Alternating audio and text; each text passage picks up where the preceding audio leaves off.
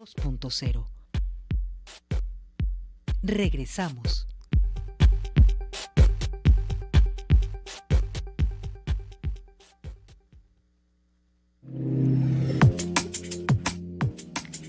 Regresamos a Cosa Pública 2.0. Bueno, vamos a presentarle todo el tema electoral que se aceleró de manera importante en la última semana. Ayer, como se lo anticipábamos, el PRI, pues todo indicaba que iba a declinar a favor de Beatriz Paredes, y así fue. Primero hubo la declaración del presidente del PRI, Alito Moreno, y después, más tarde, salió Beatriz Paredes a reconocer. Había dudas si lo iba a hacer o no. Finalmente sí reconoció que declinaba, y vamos a escuchar lo que dijo Beatriz Paredes ante la dirigencia del PRI. Era natural, como culminación de mi biografía política, que intentara la candidatura presidencial para ser la primera presidenta de México. Como también es natural, como demócrata que soy y absolutamente consistente, que reconozca cuando los resultados no me favorecen. Pero dimos el paso, empujando la participación democrática en nuestro país, promoviendo la participación de las mujeres, propugnando por la reforma del poder. En estos días se ha levantado un debate que, si en el discurso de Mérida me comprometí a participar en el proceso hasta el final. Efectivamente, para mí, el final es cuando se dieran los resultados que revelaban que era irreversible el triunfo de la otra candidata. Esos resultados se han dado con la expresión de estas encuestas. ¿Cómo culmina el proceso? Es cuestión de la comisión organizadora, no es cuestión de quienes somos candidatos. Un fragmento de lo que dijo Beatriz Paredes al reconocer que ya no va a contender. Que, por cierto, hoy están reunidas ambas en la sede nacional del PRI en la Ciudad de México, y ahí pues están reconociendo que van a ir juntas también. Bien, vamos a la línea telefónica para saludar y agradecer a Alejandro Páez Varela. Él es director de Sin Embargo, este portal de información, y también conductor de Los Periodistas, junto con Álvaro Delgado, que cada tarde en su canal de YouTube nos ofrecen pues una actualidad de la realidad política de este país, un conocedor de estos temas. Alejandro Páez, es un gusto que aceptes platicar con nosotros. Buenas tardes. Buenas tardes, encantado como siempre de estar aquí con ustedes. Gracias, Alejandro. ¿Cuál es tu opinión de lo que ayer ocurrió? La confirmación pues de que el PRI también declinaba, y finalmente Beatriz Paredes, no sé si convencida o presionada, pero finalmente acepta que no ganaba la encuesta, aunque no se sabe si se va a llevar la consulta el domingo próximo. Prácticamente ya Xóchitl Gálvez es la candidata del Frente Amplio Opositor. Bueno, la consulta, hasta donde yo entendí, ya la del domingo ya no se va a llevar a cabo, ya no le ven utilidad a realizar esta consulta. Por un lado, pues sí, está el tema de la misma Xóchitl Gálvez. Ella lo que dice es que pues ya no quiere ir sola en la boleta después de que lo que sucedió, lo que todos fuimos testigos, y pues el comité organizador pues ya está anunciándolo tal cual, que no habrá pues una consulta. Ellos se dicen que estaban preparados para la consulta que se iba a llevar a cabo el domingo. Ahora, a mí no me genera, digamos, ninguna sorpresa en lo absoluto que Xóchitl Gálvez sea ungida la candidata del frente, la candidata de la oposición del PRIAN, porque pues era previsible, era la favorita de las élites, la habían seleccionado ellos tiempo atrás, estaba clarísimo que eran pues era quien les llenaba el ojo a la élite económica, a la élite intelectual, a la élite mediática. Los medios se veían muy contentos con la posibilidad, y se ven muy contentos con la posibilidad de que Xóchitl Gálvez sea su candidata. Y los periodistas en general, pues las columnas, hay que ver las columnas de esta semana, en fin. Lo que sí creo es que pudieron ser un poco más discretos y hacer el camino menos empedrado para alcanzar lo mismo. La humillación sufrida por Beatriz Paredes, pues se pudo evitar.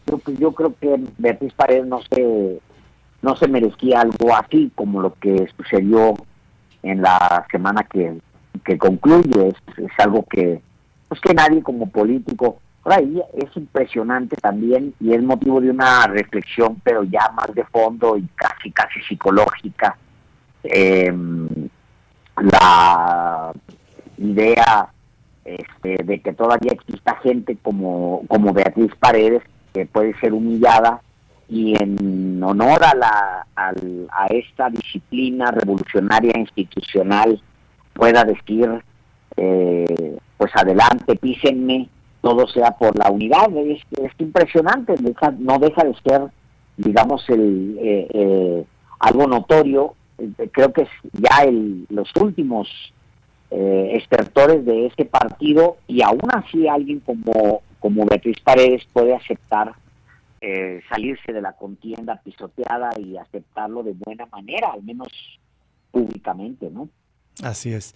Entonces era previsible, pero como dices, pudieron haberla presentado una mejor imagen en este proceso, porque insistían en que era un proceso, digamos, no solo partidario del PAN, PRI y PRD, sino también con la participación de la sociedad civil, con la comisión organizadora o ciudadana en la que participaban intelectuales, académicos, exconsejeros del Instituto Nacional Electoral o del IFE, anteriormente del IFE, y que supuestamente daba un cariz ciudadano.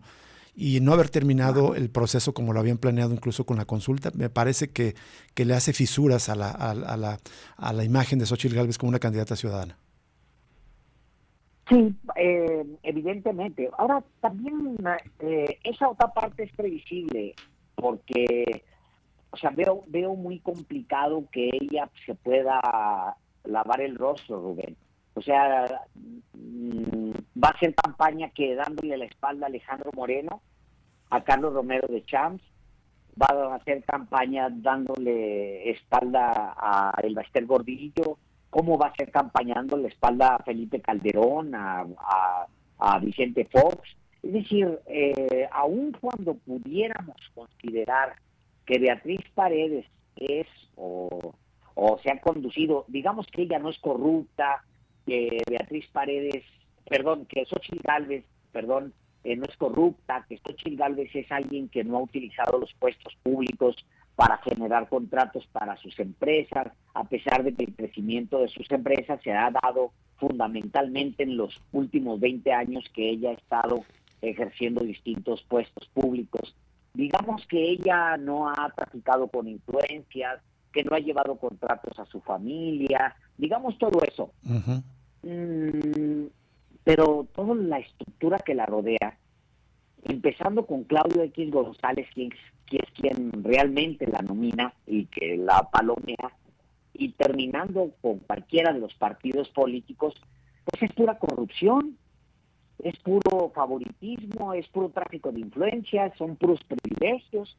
O sea, el personaje que la unge, Claudio X González, nada más con Enrique Peña Nieto se llevaron 2,300 contratos por asignación directa.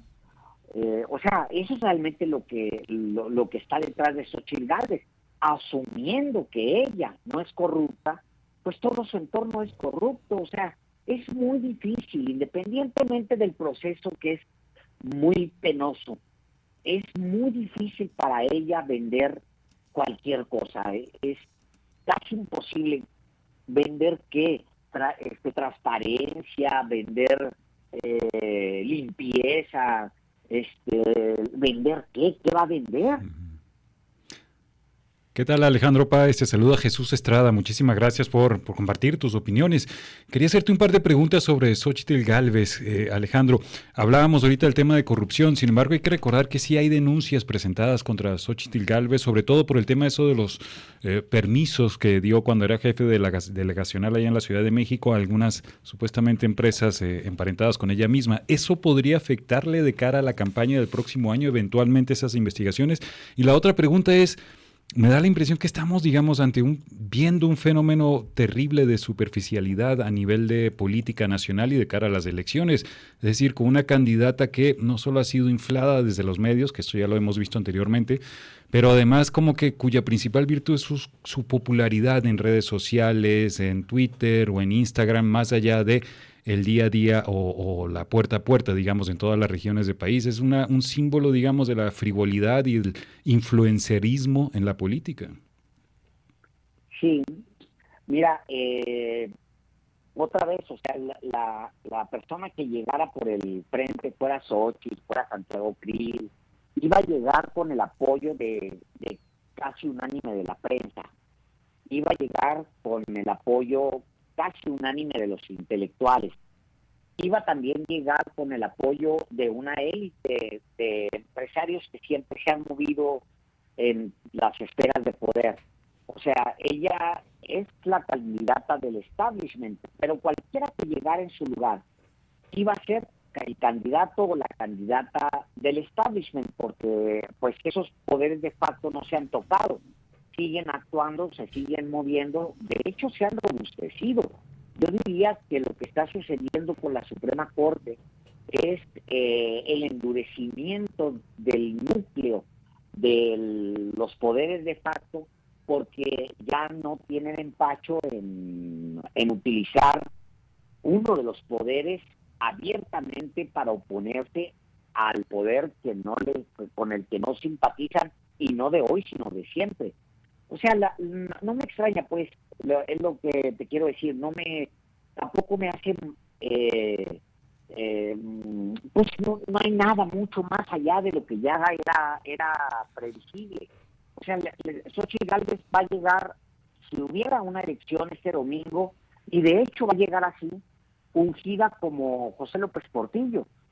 O sea, ella llega de la misma manera que llegó José López Portillo a la elección presidencial, sin competencia, simplemente porque los poderes de facto lo llevaron a él y la llevan a ella sin competencia a que este domingo sea ungida como lo hacían. Solamente falta y van a estar ahí, lo del el sector obrero, el sector campesino, ya sabes, todo eso que era parte de la parafernalia priista, y va a estar el domingo. Participe en el proceso en el que esta candidata va a ser ungida. Por eso digo, ni me extraña el desarrollo del proceso, ni me extraña que ella misma tenga señalamientos, y lo dices bien, o sea, acusaciones directas en la fiscalía, en las dos fiscalías, en la de la Ciudad de México y en la federal, por enriquecimiento al menos sospechoso, y no me extraña, o sea.